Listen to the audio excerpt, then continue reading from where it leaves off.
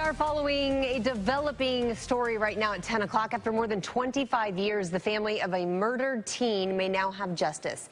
Within the past few hours, we have learned authorities arrested a suspect in a cold case murder. Well, police in KCK confirming to 41 Action News tonight that they've arrested a 48-year-old woman in the murder of 19-year-old Sarah De Leon. She was found dead along railroad tracks in KCK in late December of 1989. We are working to get more details. We'll bring them to you as soon as possible. New developments now 2 months after the death of a child at a Plainfield daycare. We have learned charges have been filed against the daycare owner and that the child's death is now ruled a homicide. Our Ann Kelly is sorting through all of the court documents and talking to police. That's right. 2 months of looking at evidence, conducting interviews, comparing stories with today. Plainfield police telling me they are confident that Melanie Messer, the woman who had been caring for that 16-month-old, is to blame for her death. Caused it not accidentally, but intentionally. The big pieces of evidence we learned about today that while Melanie told police Andy Arnett fell in the grass days before her death, a picture she sent to the girl's family showing them the injuries shows a pattern on the girl's head that doesn't match grass, but the pack and place she had been in. So an injury there that doesn't add up. We've also discovered Andy had severe bleeding of the brain, died of blunt force trauma to the head, a trauma so severe detectives and doctors they've talked with say an adult must have been behind it, and that if it indeed been inflicted days before Andy's death, there would have been signs her family would have known, as Andy wouldn't have been acting normal. With the severity of the injuries also, the fall in the grass was just not a proper method of injury for the injuries that she presented. You're saying it appears the injury it was inflicted that day that she died? Yes, it was. Bottom line, the Hendricks County Prosecutor's Office and Plainfield Police have put a lot of work into this case and have determined that Melanie Messer's actions led to the death of Andy Arnett. With the charges, a warrant for her arrest was issued today. We've learned she turned herself over to police this afternoon. Reporting in Plainfield, Ann Kelly, RTV6. Travis Graham's sentence comes after emotional testimony from his victim's wife, father, and daughter, as well as emotional testimony from his own father. He was such an important part of our family, and not just our family, but our extended family. Larry Dyer is talking about his son, Randy. In June of last year, court records show Travis Graham was chasing Brandon Dyer and Jonathan Colt Moore with a shotgun over a property dispute. Randy Dyer hit Graham with his vehicle to protect his son, Brandon, and his friend. Graham then shot Randy in the back of the head, killing him. He should actually be in prison for the rest of his life. There should not have been a plea bargain. As we revealed last month, the memo shows Lafayette County Prosecutor Kristen Ellis was not satisfied with the Odessa Police Department's investigation of Dyer's homicide. It states an officer failed to conduct follow-up interviews with key witnesses who were ready to help. Ellis in court called it a confusing case. Dyer's family believes the Odessa Police Department's poor investigation contributed to that confusion. They didn't investigate it. They had no control over the evidence. On Monday, a Lafayette County judge gave Graham the maximum sentence of 15 years for voluntary manslaughter, much different than the life in prison he faced on his original charge of second-degree murder. I've seen some of the paperwork. They weren't signed. They weren't dated. If Travis Graham completes his entire 15-year sentence, he will be the same age as 52-year-old Randy Dyer when he was shot and killed. At the Lafayette County Courthouse in Lexington, I'm investigator Andy Alcock, 41 Action News. Now a police shooting has landed one man in the hospital in serious condition tonight. This has all been unfolding over the past 2 hours near the intersection of East Washington and Sherman. That's where we find RTV6's Liz Adiola with more now. I recently spoke to the family members of the man who was shot. They say 2 of them were there in the room when those shots were fired, but they didn't want to say much else on camera at this time.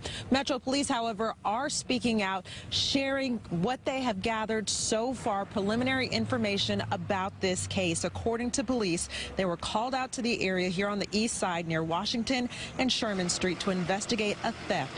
When the officer arrived, it turned into a domestic situation between a father and his daughter. This is all according to police. That's when a third person got involved in the situation and gunshots rang out. At some point during that discussion, the father was on the ground The officer apparently had placed him there. We don't know if he placed him there or if it was over a fight. We just don't know at this time. A third individual that happened to be in the house became involved in that situation and, according to a witness, started to remove the officer's gun from his holster. At that point, a struggle ensued over the weapon. 2 shots were fired. The suspect is in the hospital in serious condition. And I do want to update you, this scene near Sherman and Washington has been opened up. Police have cleared the scene, so that is why we have been able to get a little bit closer to where this all took place. Police asking anyone with information about what may have happened. If you saw anything in this area earlier today around 3:30, they are asking you to call police and share that tip with them at this time. The man who was shot is in the hospital. He's at Eskenazi Hospital, listed in serious condition. Reporting live on the east side, Liz Adiola. Right now, students at DU need to be on the lookout after an attempted armed robbery right there on campus. Jason Grenauer is live right now with who officers are looking for.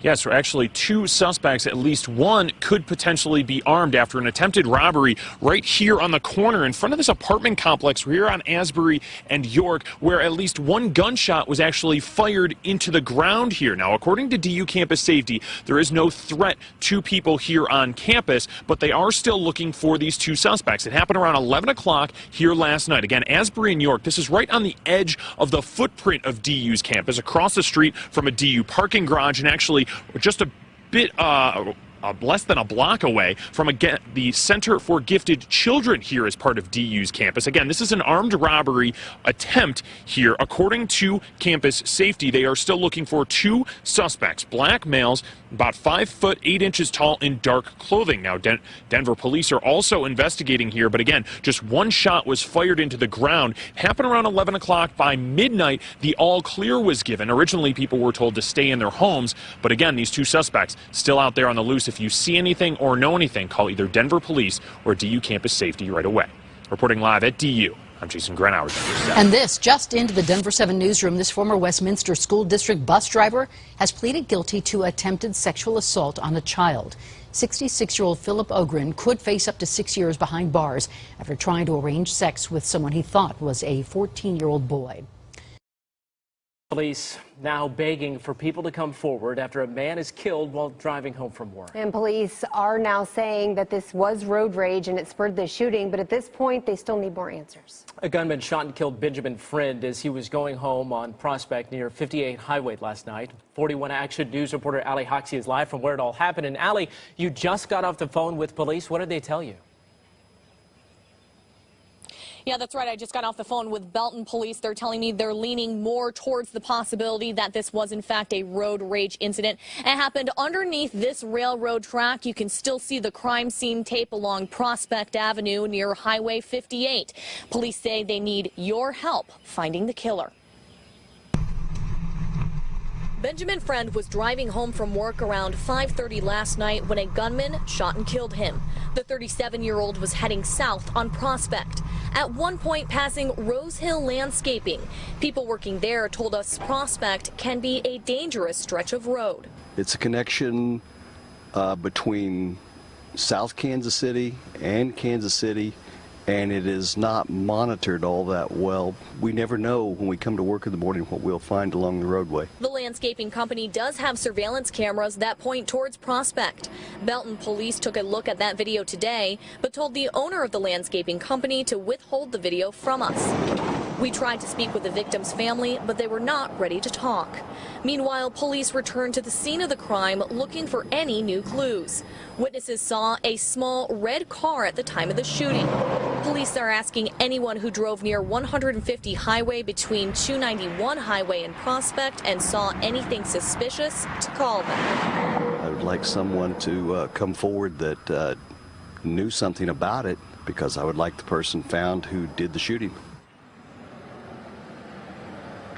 Belton police also tell me over the phone just now that they're working on enhancing the images from the surveillance video from that landscaping company before releasing it to the public. Live in Belton, Ali Hoxie, 41 Action News. Pima County deputies have arrested one suspect in connection to a break-in at a jewelry store. 43-year-old Abel Gutierrez has been charged with third-degree burglary. Here's a look at some of the surveillance video from October 8th at the Trinity Diamond store near Oracle and Rudisill. The two suspects stole more than $11,000 worth of jewelry. Deputies are still searching for another suspect.